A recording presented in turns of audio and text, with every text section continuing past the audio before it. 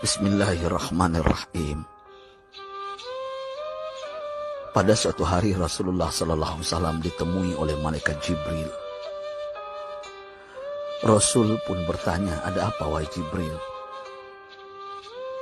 Jibril menjawab, "Wahai Muhammad, sesungguhnya hari ini Allah Subhanahu wa Ta'ala sedang mengobarkan nyala api neraka, dan seluruh para malaikat amat ketakutan. Mereka tidak tahu harus bagaimana. Untung aku ingat," kata Jibril, "bahwa engkau Muhammad adalah sumber cinta dan sayang Allah Subhanahu wa Ta'ala kepada alam semesta.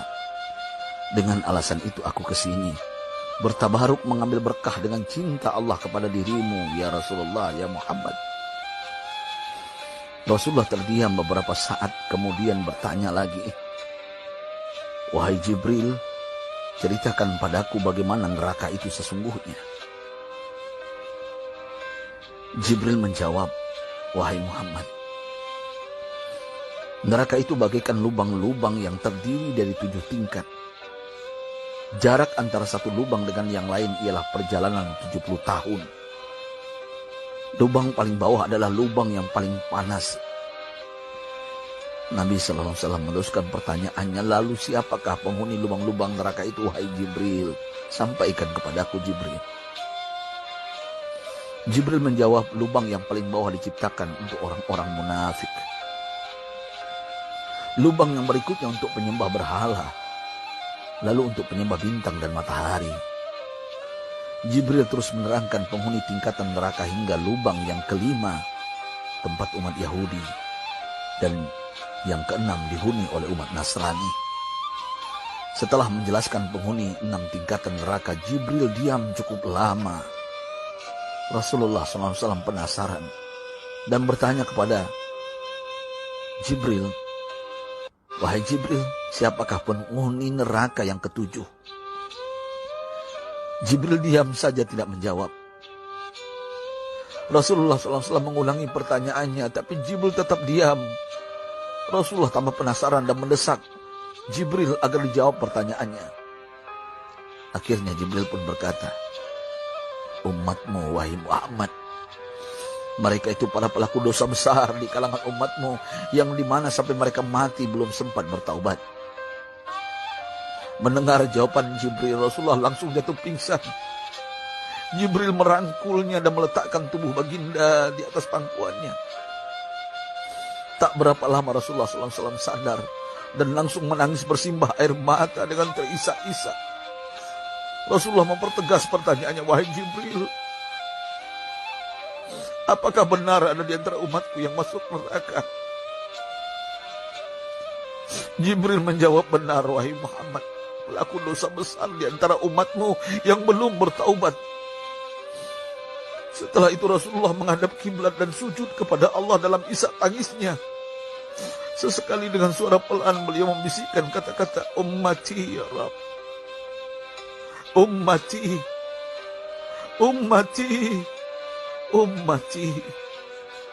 Beliau SAW tidak mengangkat kepalanya dalam keadaan seperti itu selama 3 hari 3 malam, kecuali setiap Bilal bin Rabah mengumandangkan azan. Barulah beliau bangkit untuk menjadi imam, dan setelah itu kembali sujud lagi. Pada hari ketiga Abu Bakar menyadari hal ini, beliau mengetuk pintu Rasulullah dan mengucapkan salam 3 kali, namun tidak terdengar jawaban. Abu Bakar sedih dan berseru di hadapan pintu Nabi besar Muhammad SAW, "Apakah ada jalan untuk masuk ke rumahmu ya Rasulullah?" Tetap tidak ada jawaban. Di jalan Abu Bakar bertemu sahabat Umar. "Mengapa engkau menangis, wahai Abu Bakar?" kata Umar. Abu Bakar menceritakan keadaan Rasulullah SAW. Maka Umar pun melangkah menuju rumah Rasulullah dan terjadilah hal yang sama. Umar pun pulang dan menangis. Di jalan Umar bertemu sahabat Salman Al-Farisi. Dengan terisak Umar bercerita kepada Salman hingga membuat dia amat sedih, namun tidak berani mengulangi hal yang sama.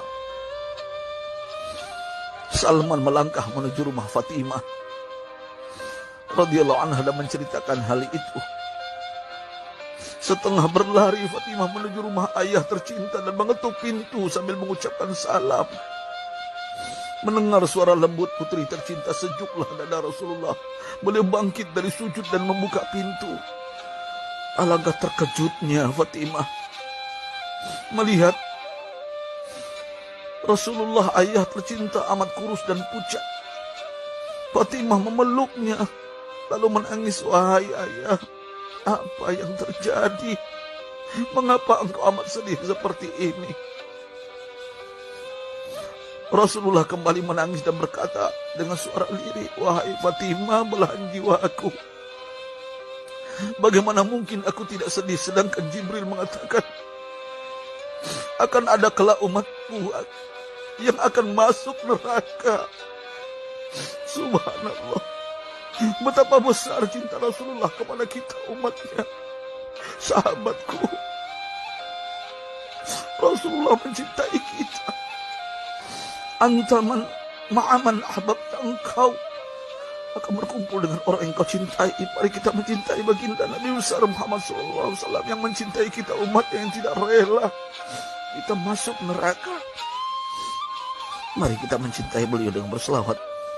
Sahabatku, sampaikan, Rasul mengajarkan kepada kita, man dalla ala khairin falau mislu ajri fa'ilin. Siapa yang menunjukkan kepada kebaikan, maka dia akan mendapatkan pahala seperti orang yang mengerjakannya. Mudah-mudahan ini menjadi pahala jariah bagi kita.